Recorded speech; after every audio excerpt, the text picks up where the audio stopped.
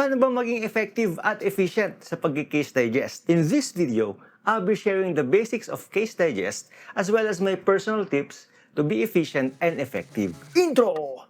Pasok! Hi guys! Welcome back sa channel natin. So what is a case digest? It is a summary of relevant points of a case on a particular topic. It has three main parts: facts, issue, and ruling. As we may know, Supreme Court decisions are usually lengthy and in-depth, with different topics intertwined with each other. One case may discuss topics on civil law, taxation, and remedial law. If your subject is about civil law, do not make the digest based on the discussions on taxation or remedial law. Your main goal in digesting a case is to get the meat of the case that is relevant and useful in your class discussions. So what are the steps in creating a case digest? Do note that all of these are in sequential order. First step, know the course syllabus or outline. Jurisprudence tackles more than one topic per case. Knowing the syllabus or outline lets you know what to focus on. Know what topic or topics did the case fall under. By knowing the topics, you'll know what to look for. Kung wala namang syllabus, refer to a textbook. Look for the topic. Pwedeng makita yan sa heading or even sa table of contents ng mga textbooks natin. Also, you should recognize the topics being discussed in recitations. This makes sure you are on the same page with the professor. The wrong way to do it is to focus on topics that are unrelated to your current class discussions. Halimbawa, yung case A nagdi-discuss ng mga substantive aspect ng criminal law. Ikaw naman, dun ka nag-focus. Yun naman pala, criminal procedure ang topic nyo. Diba? Dun palang mali na. Aside from knowing what to focus on, this would also prime your mind in what you are about to read. At isa to sa mga essential tips ko kung paano mag-aral sa law school. Panoorin nyo yung video na to. Now, second step, read the full text first. There are plenty of benefits in reading full text of cases. Well, for one, it exposes you to legalese or legal terms. It also contains details that some professors would ask you about to test you whether or not you really read the case. Likewise, full texts have discussions that are in-depth, detailed, and extensive. However, there is no need to memorize in verbatim. Just stick to the topics or concepts relevant to your discussion. The more accurate you are in selecting the parts, the more you'll understand the discussion. Parang kumakain ka lang ng isda, syempre hihimayin mo. Pag hihiwalayin mo yung laman, pati tinik. Ganun lang din ang pag-case digest. And the third step is construct the digest. Digest can be handwritten or typewritten, depending on your professor's requirements.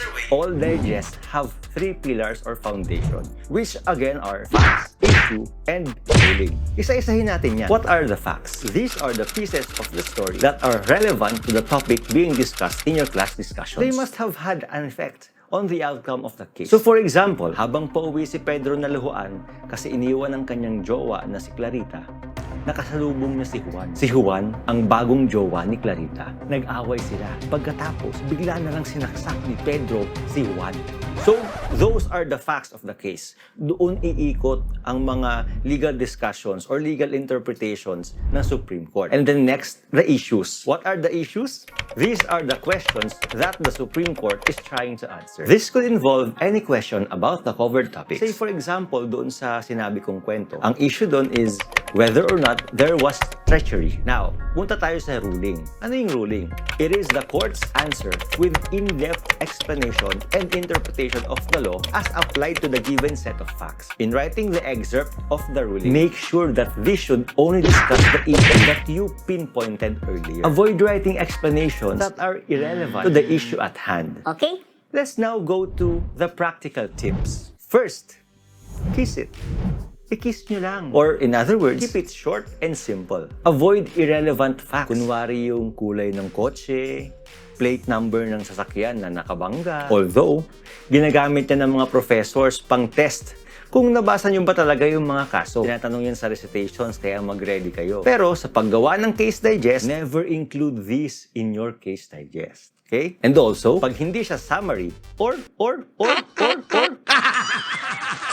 if summary nga, pero irrelevant naman yung topic. Hindi rin siya effective at magandang case digest. Number 2, never substitute the wordings of the Supreme Court rulings. Again, digesting a case means that you are summarizing the case and not paraphrasing it. Although you do not need to memorize in verbatim the words, especially when you are reading the case, you must still write the exact words of the Supreme Court, particularly in the ruling part. Remember that the wordings of jurisprudence are binding. These words can be used in recitations and examinations. Take note of jurisprudential words and phrases and use them to your advantage. Use them as keywords or key phrases when answering recitations and examinations. For example, the term rational equivalence, intent to perpetrate, or principle of intergenerational responsibility.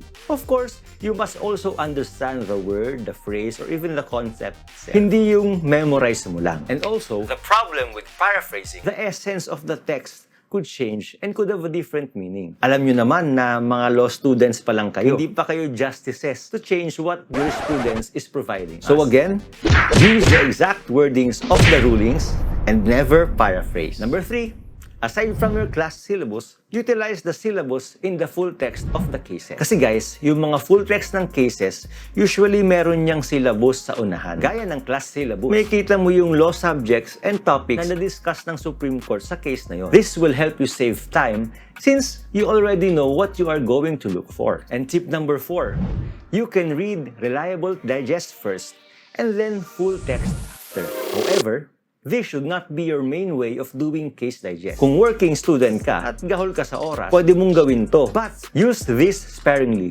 Kasi malaki pa rin ang chance na hindi mo pa rin maintindihan at ma-retain yung case na dinadigest mo. Kung gagawin mo to, just make sure na reliable digest yung una mong binabasa. And make sure na babasahin mo rin yung full text afterwards. Ang purpose lang naman nito is to aid you in discerning the most important parts. Para pag binasa mo na yung full text, may idea ka na sa relevant topic. Kaya nga importante na reliable ang digest na una mong babasahin. So how would you know if the digest is indeed reliable? Dito papasok yung next tip ko, which is number 5, actively participate in digest groups. Basically, you can find a lot of digest online. Of course, hindi mo naman alam kung paano ginawa yung digest na yun. And kung may trust issues ka, baka hirap ka rin magtiwala basta-basta. So, my suggestion would be to actively participate in digest groups. Digest groups are groups composed of your blockmates or trusted close friends. You will just divide the number of assigned cases to the whole group, each one having to contribute his or her own proper digest. For example, 30 assigned cases and 3 kayo sa isang group. Each one will digest 10 cases, then each member will give the others his or her own digest for them to study. This will lessen the workload of the whole group by distributing it to every member. Caveat lang, make sure that every member is responsible. Otherwise, the whole group will suffer in the long run. And number 6, divide the full text into segments. May mga ibang full text na meron ng headings. For example, RTC's ruling, CA's ruling, issues. Pag nakita nyo yan, napakaswerte nyo at madali kayo makakapag-digest kasi alam nyo na kung saan maghahanap. Pag alam nyo kung saan yon, i-divide nyo yung mga segments na yon ng FIR. Siyempre, kung may heading na issue, yun na yung gawin mong baseline ng issue part. Then, lahat ng paragraphs before it, doon mo hanapin yung fact. And then, lahat ng paragraphs below it, doon mo hanapin yung ruling. Caveat lang. Ibig sabihin ba nun, yun na talaga yung exact issue na hinihingi ng discussions nyo sa class? Of course not. Kaya nga importante na alam nyo yung syllabus and topics nyo for discussion. Ngayon, kung wala namang headings, paano gagawin? Sa bawat simula ng sentences, bawat paragraphs, papapansin nyo yung phrases na the antecedents are as follows. Or yung date like on December 1, 2020, the petitioners filed. Yan.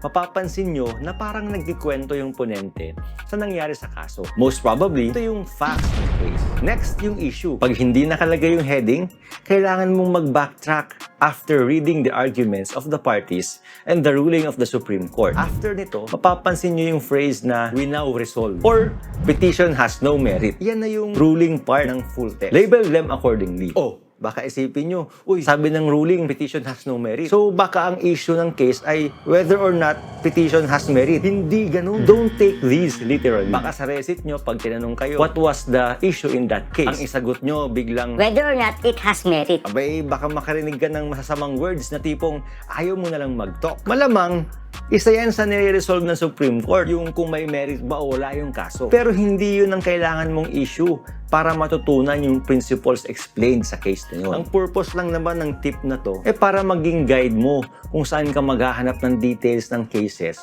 sa full text. Sa dami ng paragraphs, nakakalito talaga. And kung hindi ka sanay, baka ma-overwhelm ka. With this guide, may divider ka na and hindi ka na rin malilito. Gagamitin mo na lang talaga yung utak mo at huwag kang pilosopo. Okay? And number 7, never digest a digest. Ang dinadigest ay full text. Hindi isa pang case digest. Balik tayo sa purpose ng case digest, which is to summarize the salient details of a full text case. How would you summarize a summary? Ha? Diba? For sure may nawala ng details niyan nung dinigest yan sa first instance. Tapos ikaw, idadigest mo pa ulit. This may be the easiest route, but you are just hurting yourself in the long run. You may have written a digest, but you did not really understand the concepts behind them. At most, superficial understanding and short-term retention lang ang makukuha mo. Walang sustansya. Isipin mo na lang, isang pagkain ng inuya ng iba, tapos sinubo mo at nilunok mo pa. Diba? Alam ko nakaka-overwhelm talaga ang case digest, lalo kung hindi ka pa sanay at hindi ka pa nakakagawa nito. Kagaya ko, nursing graduate, hirap na hirap din ako noon. Kaya talagang ginawan ko ng paraan para mas maintindihan ko ang sistema at proseso. But I'm a firm believer in working smart. And with this video, I hope I showed you several ways on how to work smart.